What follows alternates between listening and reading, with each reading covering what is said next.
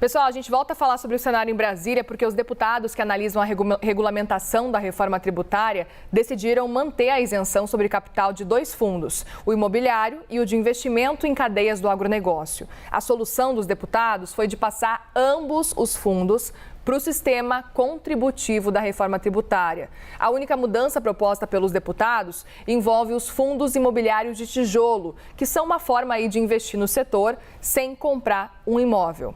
Nesse caso, a proposta é que os tijolos terão a opção de contribuir com impostos. Para esclarecer essa situação, a gente conversa agora com o presidente da Federação das Indústrias do Estado de Minas Gerais, Flávio Roski. Flávio, muito bem-vindo aqui na CNN Brasil. Um bom dia para você. Bom dia, muito obrigado por me receber aqui. Imagina, Flávio. Explica para a gente, então, como é que o setor vê essa proposta dos deputados. A indústria tem mais a ganhar ou mais a perder com o que foi apresentado na sua avaliação? Não, na verdade, a proposta é um pleito do segmento, né? Foi um pleito da própria FIENG no grupo de trabalho, juntamente com outras entidades, para que os fundos imobiliários não tivessem aí uma tributação extra com a mudança da reforma tributária, já que esses fundos são fundamentais não para o setor, mas para a população brasileira. É importante destacar isso, que os fundos são fonte de financiamento relevante para o setor da construção civil. Nós já temos aí o fundo de garantia como importante fonte, né? Nós temos a poupança como outra fonte e os fundos imobiliários complementavam esse pacote de financiamento, porque a habitação precisa de recursos de longo prazo.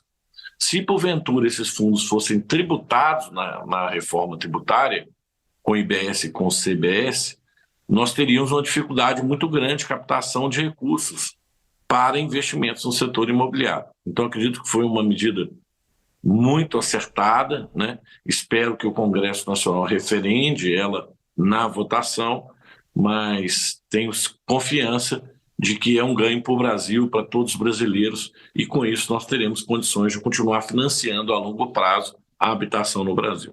Para que a gente entenda um pouco mais, os parlamentares deixaram como opcional a escolha de fundos de tijolo serem tributados. Como é que isso muda o atual cenário?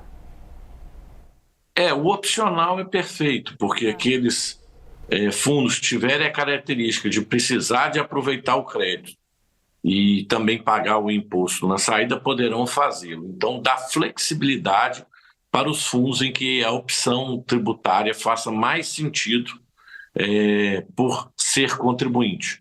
Mas é um segmento bastante específico e para esse segmento você tem aí a dualidade. Ou pode-se optar pela isenção ou pode-se optar pela contribuição de acordo com o encadeamento produtivo, né? Porque o fundo pode optar por dar crédito na etapa subsequente.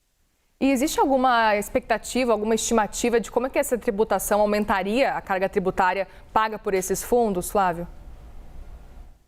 Depende da alíquota, né, que foi estabelecida e da redução que vai ser estabelecida para o setor imobiliário da alíquota. A própria reforma tributária já prevê ali uma redução também, pleito aí de várias entidades, mas da FIENG também. Os deputados sinalizam com uma redução de 40% da alíquota para o setor da construção civil. Isso é muito relevante, já que é um segmento muito importante para a população, porque o grande investimento da população ao longo da sua vida é a casa. E nós ainda temos 6 milhões de brasileiros que ainda não têm casa própria. Então, você ter um aumento da carga tributária em cima da casa tornaria mais difícil de adquirir uma casa no futuro. Então, volto a dizer, a redução não é para o segmento, a redução é para a população, que ao comprar do seu imóvel vai pagar menos imposto.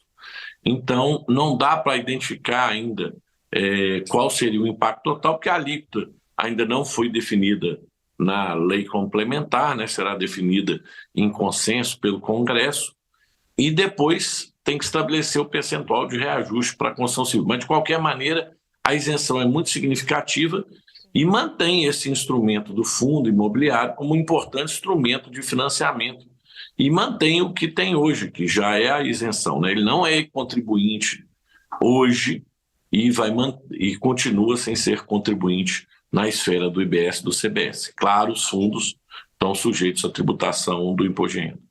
E existe alguma avaliação de você sobre quantos recursos ou unidades poderiam deixar de ser financiados por fundos imobiliários?